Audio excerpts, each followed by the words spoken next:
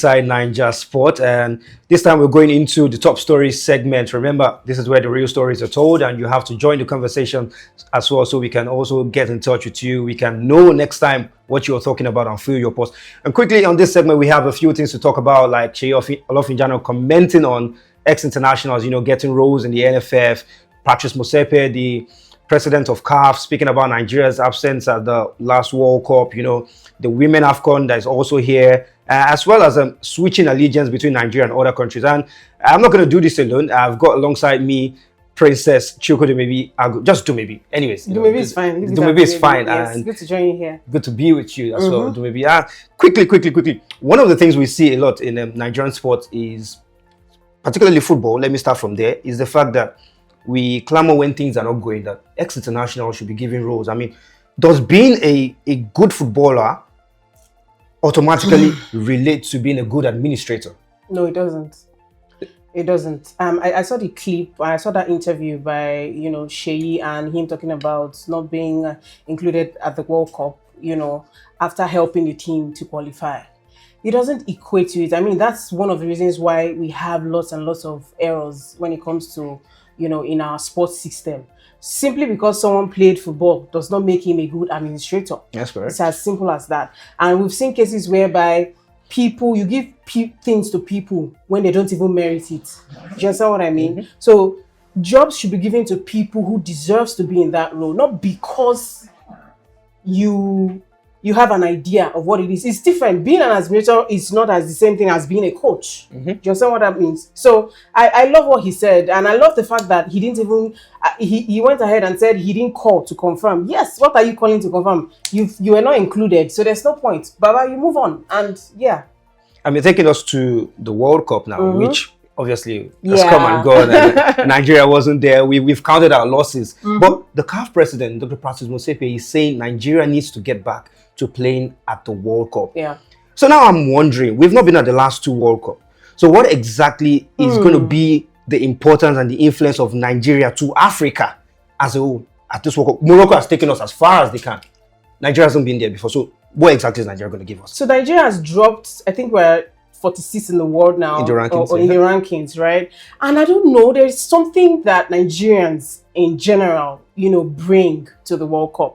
We will not go far. Do you understand? But there's something that we bring. We bring the jerseys, you come out and say, oh, Nigerian jersey is missing at the World Cup. That's something. But at the same time, are we going to, it's still not even about the players, because I'm so disappointed that I felt like the players didn't do what they ought to do. You coming out few days to a game that is very important as qualifying for the World Cup, and you have a captain who says, no, we're not going to come out simply because you want to earn XYZ amount. You're forgetting the big picture, whereby that there is a particular amount that even just qualifying the country, there's an amount that comes with it. You get what I mean? So Motsepe saying what he's saying, I'm coming from the angle of even as a journalist or sports content creators, we knew or we know how much we lost, not just qualifying to the World Cup. At the end of the day, you will not be able to convince brands to jump on whatever you're doing. So that's the angle I'm going to sit on. The players, I think they're comfortable. They don't need the money. I think it's quite easy for you to sit on that pedestal, because if Nigeria was at the World Cup, I know that you would have been there. I know you would have been there. Because it's always good to be with these players. Yeah. To follow them to Morocco, to Cote d'Ivoire, the last two AFCONs and stuff. Yeah. These are some of the things they need, because we also amplify their performances. But then let's look at the women AFCON as a whole now. Nigeria are 10 times champion. Yeah. Going for the 11th. Now the question beckons. Edwin Okon, the former coach, is saying talent won't take you that far in this competition. You need to show hard work. But for you, do you think there's really any country that's going to give Nigeria a tough time at this AFCON? I think so. I think Morocco, for one, is going to give them a run for their money. I also think that South Africa and even Zambia, I mean, I witnessed them, lifting the trophy last year in Morocco. I knew what it felt like going 2 goals down. Yeah. In the middle of, you can literally count the number of Nigerians in the stand. So it was crazy, to say the least. And I don't know how they were able to, they dug themselves out of that and they were able to win it. But I tell you, Morocco coming as far as getting to the final, not the first time. I think this is second time. The fact that they are hosting, I think Again. Morocco is coming for Again. this. Unfortunately, my girls, the Super Falcons, they have to bring their A game. Now, the thing about it is they've not had so much preparation, coming to this True that. AFCON. They've They will not go played there. so many games. The only friendly they've played, aside what they played against Tanzania, was the game they Yeah. played with Senegal here 2 in legs. Nigeria. Yeah, so they've not had so many preparations. But will I say that's an excuse? No. I know the Super Falcons always turn up without any excuse, and that's what the Super Eagles Then do go not turn have. up. Then go They turn will up. turn up. I trust them. Then finally on this segment, let's go a little bit into athletics, decathlon. There's a German-born Nigerian athlete, Jami. I've forgotten his German name. Okay, Schluter. Yeah. Schluter, and he's saying he switched to Nigeria already, and he's going to be performing, representing Nigeria at the Commonwealth Games. But the question is, at what point do you draw the line between your career ambition and patriotism? For him, he says this is career for him. He has always wanted to be there. But for somebody like Favor or Philly, who was with Nigeria and then switched to Turkey, at what point do you draw the line between your career ambition and being a patriotic Nigerian? It depends on the individual, what they are after, to be honest. I think it's a pride to represent Nigeria on any stage, either football or athletics, or beat whatever it may. I love some of the comments that he made. He says this is not doing it for the money, but for pride, wearing the Nigerian, representing Nigeria. So it depends on what he's after. I mean, for him, there's a chance that he might not get this, possibility of representing Germany, which was his former, where he was born. But yeah, I think it depends on the athletes, but it's always a pride to represent your country on any stage, either football or any other sports. Well, Jami Oluwarotimi Slaughter has decided to represent Nigeria. He's going to be at the Commonwealth Games. I will go for a quick break now. When we return, we'll come back with the hot gist. Remember, there's still the hot seat segment and the athletes corner. So don't go anywhere. Stick with us.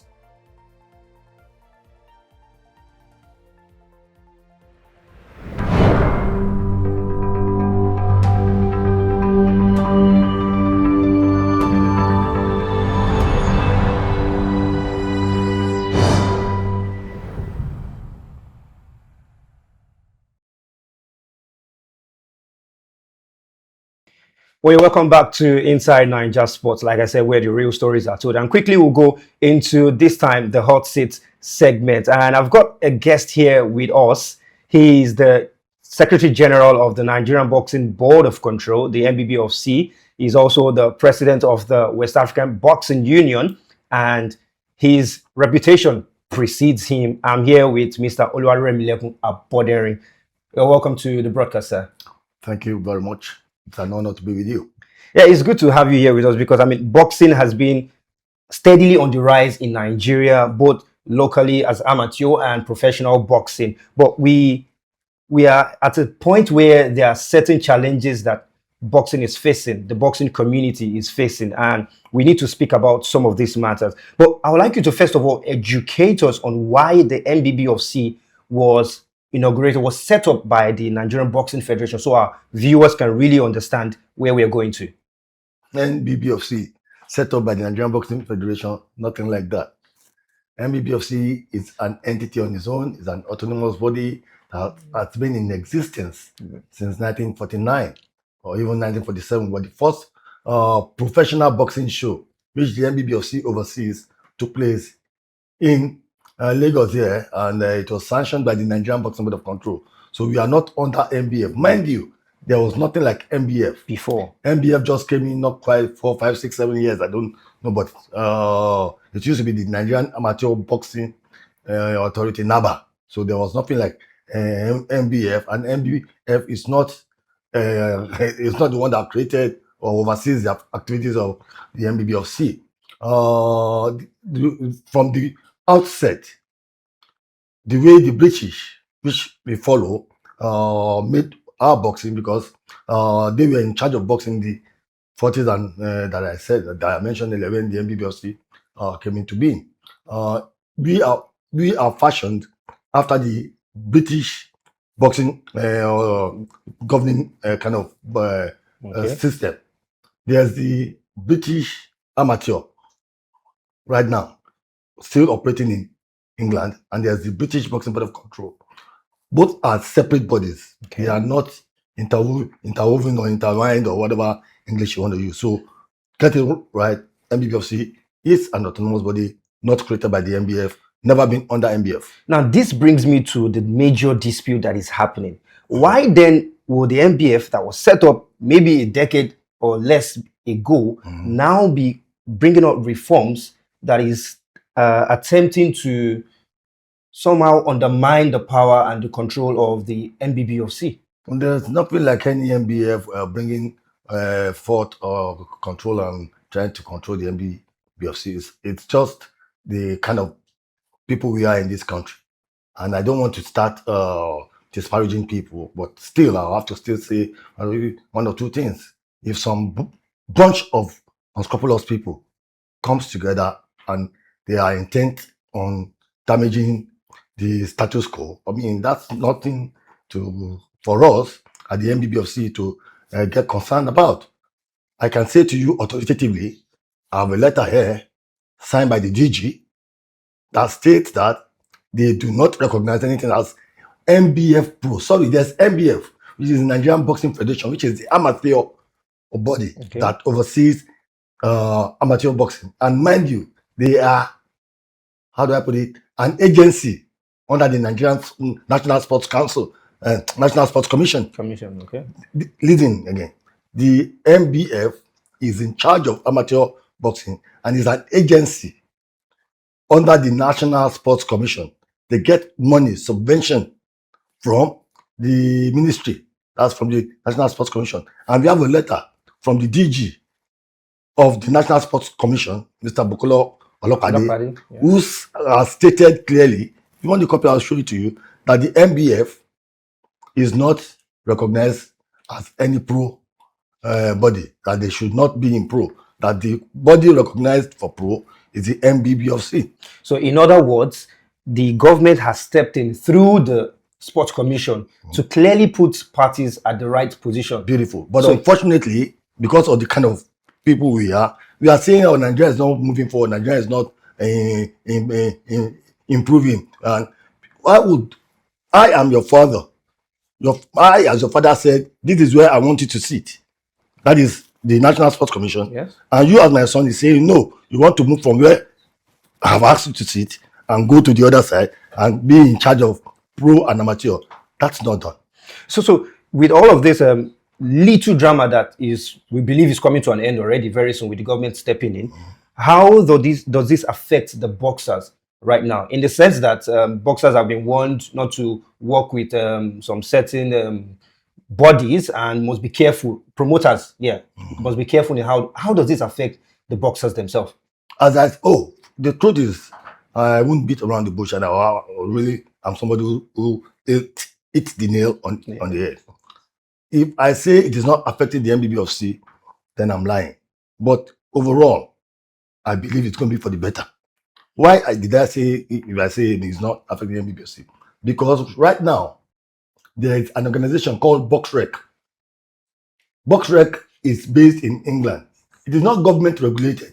Okay. It is equally an NGO owned by a couple, John Shepard and his wife, Marina.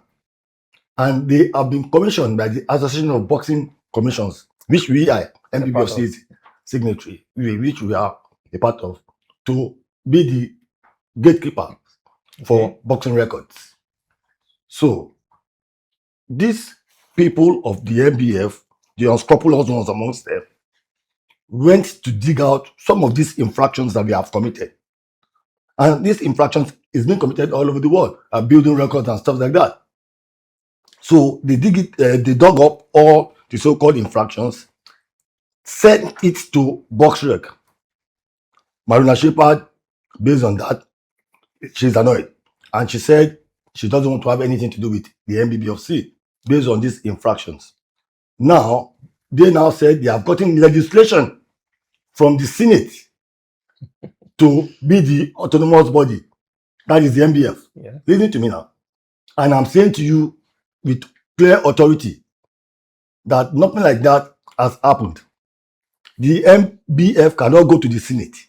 They are an agency under the National Sports Commission. So if Yes, anybody is to go to the Senate to get any legislation, it will be the National Sports Commission. So all what is being thrown into the open or into the internet are all fallacies, lies. But before I let you go, sir, let's talk financials in terms of boxing. Yes. How financially profitable is boxing to those amateur and professional boxers in Nigeria? I wouldn't know how profitable it is to the amateurs because I have not been into amateur. I don't delve into amateur. But I can say to you, it's because we are getting better now that these people are trying to like run us down. Our boxers are now earning in millions. When I say millions, dollars, $7,000, $10,000. An example is what happened between Agbaje and Tosin. Both of them got at least $7,000. You put that into, and it's just in this country. Understand? So we are getting better. Well, we're getting better. That's obviously the message. And maybe we'll get to the point where some of these professional boxers will begin to earn close to what Portable earned when he fought Kataife in those celebrity bouts. And that is what these guys are now saying they don't like. How will you be paying all these celebrity boys, celebrities to come and fight and you pay them 10 million? Higher money. But right now, we are also moving up. Based on that, already, Agbaje is commanding about 20 million right now after the $7,000, which is about, 8, 9, 10 million then. Right now, the next fight is talking about 20 million. So we are going higher.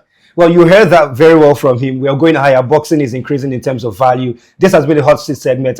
We'll go for a quick break, and when we return, we go into the other segment, the Athlete's Corner. Don't go anywhere. Stick with us and join the conversation in the comments. No wonder you guys are making me sweat. Hot seat.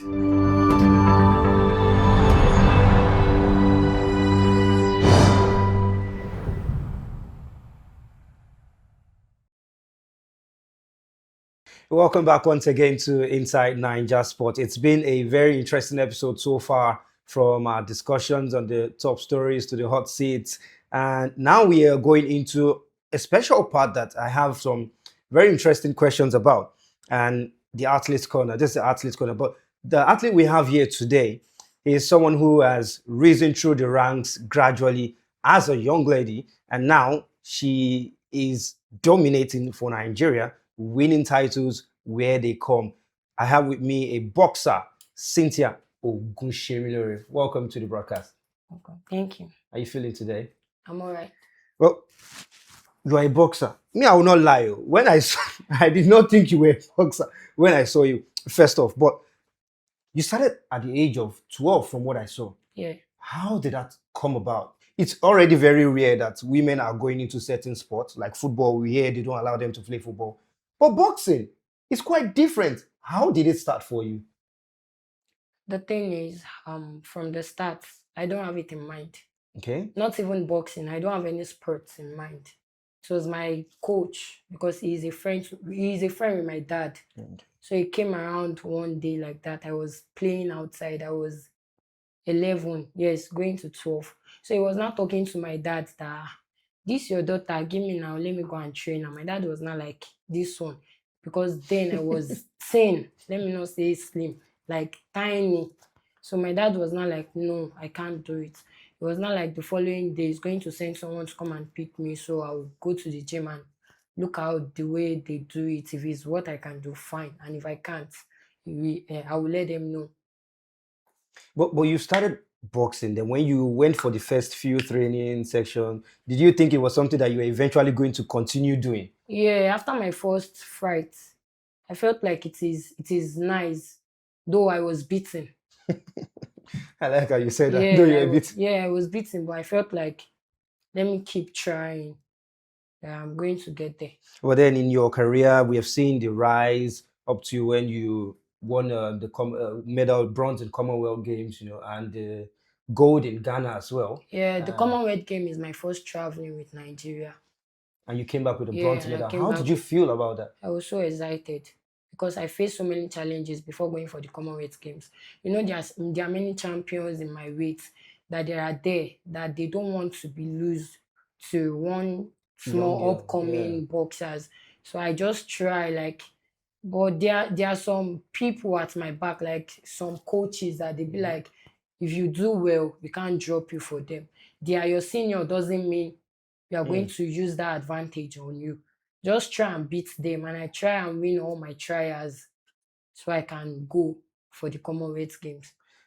And I went there and I won bronze medal. And the year after that, you won gold. Yeah, in since Ghana. then I've been winning gold. And it's just been gold. But when that first gold came in Ghana, now the feeling has to be different from the bronze. No. The Ghana is not the first gold. Okay, so after the Commonwealth World Games, Yeah, I went for qualifiers, Olympic yes, qualifiers. okay, yeah, qualifiers, and I yes, won gold. went to Paris, yes. But when you got that one in Ghana, Africa as a whole, Yes. what was the feeling like for you? I was so excited because many people were there to watch. Like many people. And before I even got to Ghana, my name has been ringing over there. So they were like, this girl wants to see what she will pull up, wants to see. I am just grateful that I did not disappoint. Speaking about not disappointing, what are some of the challenges that somehow make you feel disappointed in the career path that you've chosen in boxing? Is it peculiar to only female boxers, or is it that there are other general challenges that you think you faced along the line getting here? There are so many challenges. Me, generally. Many challenges. Is it the time that you'll be in camp? Like many things that are not supposed to happen. Like you are supposed to focus. All of a sudden, you might just get a call, maybe from home, and be like, something terrible is happening. This, that. You'll be like, there are some points when I was in camp, I had to call my coach that I want to leave camp and go home. So everybody was not like, if you should leave camp and go, I said they should, like another person should go for the game. I don't want to go. Is it family problem? A lot has happened. We understand that a lot has happened, and sometimes you might have your high moments and your low moments. But speaking about low moments, after qualifying for Paris, the Olympics in Paris, and preparing for your first bout, and then getting the message that you have been suspended and you're not going to fight, how did you take that information? That day was the day I can never forget in my life. That's the saddest day of my life. Because everything just happened like a surprise. I can't even, if I should say I should recall, like I should flash back, I will still feel like maybe I'm dreaming. Because everything just happened so quick. Receiving a message in my mail, they found something in my urine, I won't be able to compete. At some point, I felt like maybe I'm not getting the message right. I had to go down to my other teammates, like, baby girl, please let me go through this thing. Maybe I am not getting it. So she explained everything. I was not like, what the fuck? I did not use anything. I don't know where all this is coming from. I don't know. So basically, you got that message by mail. It's not like they told your coach, came to tell you. It is by mail. And what did you do after then? Who did you speak to, aside from your colleague that you had to check? Yeah, I went to meet my coach. I talked to him, and immediately we rushed to our doctor's place. We showed him the letter and all, and he was like, what did I use? I was like, what did I use? I did not use anything. What's going on? Sir, we need to do something. We don't even have time anymore. I tried to talk to some lawyers there. Maybe they can help me, this, that. So it was one lawyer that now told me that there is nothing you can do anymore, that if you should try, there is no way I can compete anymore. Well, you have a record of 8 wins at the moment, and just 1 loss. Yes. So what should we be expecting next from you? Something great. Something great. Because before I forget, how did you get that nickname, Silent Assassin? I gave myself. You did? Yes. Well, I'm always silent. She's always silent, but when she gets into the ring, she does damages. Thank you very much, Cynthia, for joining us on today's episode. That's been the Athlete's Corner. Remember, we are still here with you. We'll go for a quick break now, and when we return, we'll see out the rest of the broadcast.